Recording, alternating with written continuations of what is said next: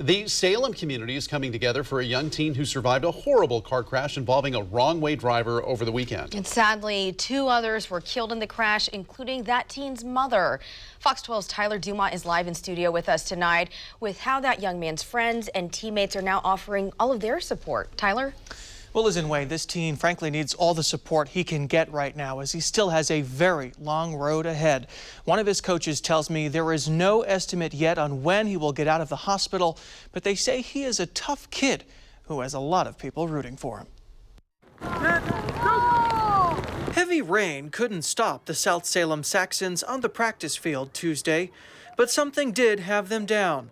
Their teammate, 13-year-old James, is in the hospital after a terrible car crash over the weekend. You think you can prepare these, prepare your kids for everything, and you almost just can't. I didn't know what happened. I didn't know what was wrong with him, so I was just scared. I didn't know what was going on. James was in the car with his mom on I-84 Sunday morning in Gilliam County when Oregon State Police say they were hit by a wrong-way driver. Sadly, James's mom, Anita Duggar, was killed, as was the wrong-way driver. James survived, but suffered facial fractures, plus a broken wrist and ribs. He had to be airlifted to the hospital where his coach and some of his teammates went to see him. The first thing he said when we walked in there was I'm playing, coach, and you owe me 13 plays. I'm going to get my 13 plays. James's coaches say it's still too early to know if the 3-season athlete will be able to play the sports he loves again.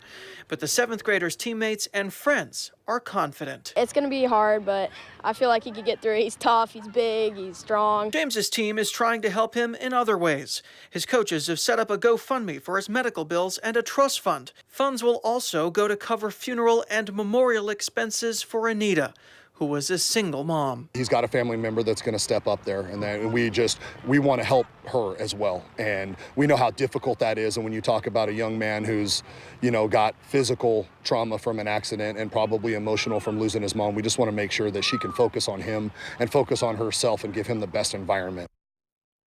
Now, Oregon State Police say they are still investigating the crash, including why the driver that hit James and his mother was going the wrong way. Meanwhile, that GoFundMe page that was set up has already raised more than $22,000. We'll have a link to it on this story on kptv.com. Reporting live in studio tonight, I'm Tyler Dumont, Fox 12 Oregon.